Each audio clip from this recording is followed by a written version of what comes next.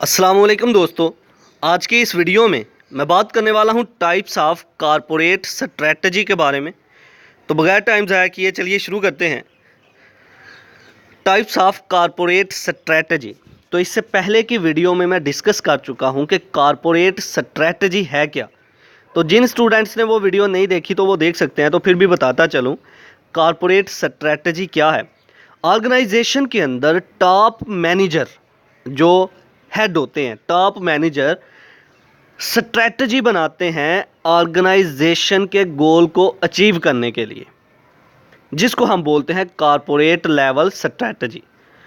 फिर से बताता चलूं, ऑर्गेनाइजेशन के अंदर टॉप मैनेजर जो हैं ये प्लान बनाते हैं, स्ट्रैटेजी बनाते हैं ऑर्गेनाइजेशन के गोल को अचीव करने के लिए, जिसको हम बोलते हैं कारपोरेट लेवल स्ट्रैटेजी। अब कारपोरेट स्ट्रैटेजी की 3 टाइप्स हैं।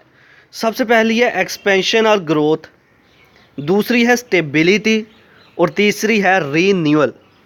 तो वन बाय वन इनको देख लेते हैं। सबसे पहले बात कर लेते हैं एक्सपेंशन और ग्रोथ की। तो क्या है कि हमारी ऑर्गेनाइजेशन के अंदर जो हम अपनी प्रोडक्ट्स बना रहे हैं वो सेल होती जा रही हैं।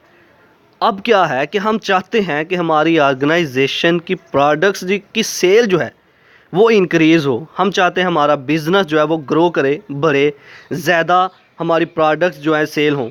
तो उसके लिए हम एक स्ट्रैटेजी बनाएंगे, एक प्लान बनाएंगे, ताकि हमारी ऑर्गेनाइजेशन की प्रोडक्ट्स जो हैं वो ज़्यादा से ज़्यादा जो हैं सेल हो, हमारा बिज़नेस ग्रो करे।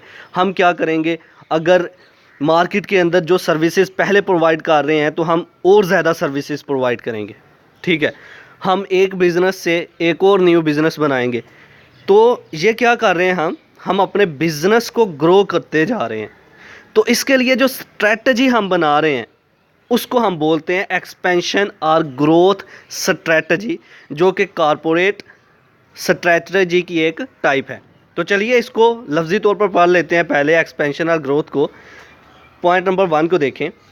अ growth strategy is when an organization expands the number of market served और प्रोडक्ट्स ऑफर।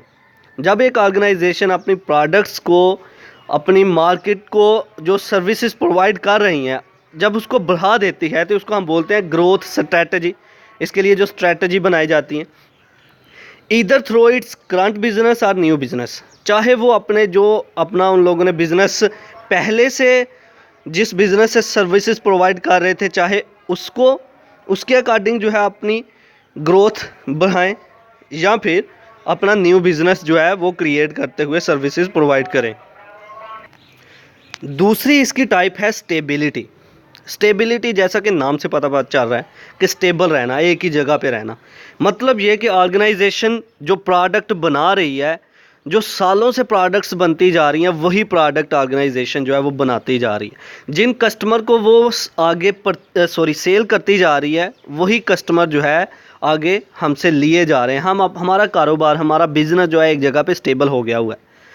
तो स्टेबिलिटी के लिए जो स्ट्रैटेजी बनाई जाती है, अपनी ऑर्गेनाइजेशन को स्टेबल रखने के लिए, मेंटेन रखने के लिए जो स्ट्रैटेजीज़ बनाई जा रही हैं वो है स्टेबिलिटी कॉर्पोरेट स्ट्रैटेजी। ठीक है, तो इसको लफ्ज़ी तौर पर पढ़ते हैं। Point number 1, stability. A stability strategy is a corporate strategy. ये एक कॉर्पोरेट स्ट्रैटेजी है in which an organization continues to do what it is currently doing। Organization मुसलसल कॉन्टीन्यूसली वही काम करती रहती है जो अभी वो कर रही है, नो चेंज, कोई भी चेंजिंग नहीं आ रही है। इसकी अगर एग्जांपल आप देखें तो वो ये हो सकती है कि जिन कस्टमर्स को आप जो सर्विसेज पहले प्रोवाइड करते थे वही सर्विसेज आप भी प्रोवाइड करते जा रहे हो। देयर इज़ नो चेंज, कोई भी चेंज नहीं हो रहा। अपनी ऑर्गेनाइजेशन को बस स्टेबल किए हुए है, ना तो इतना ज़्यादा प्रॉफिट आ रहा है ना लॉस में जा रहे हो आप, मतलब आप स्टेबल हो। जिस कंडीशन में, सिचुएशन में आप पहले थे उसी सिचुएशन में आप चलते जा रहे हो। हाँ, तो नंबर 3 इसकी टाइप है रीन्यूअल।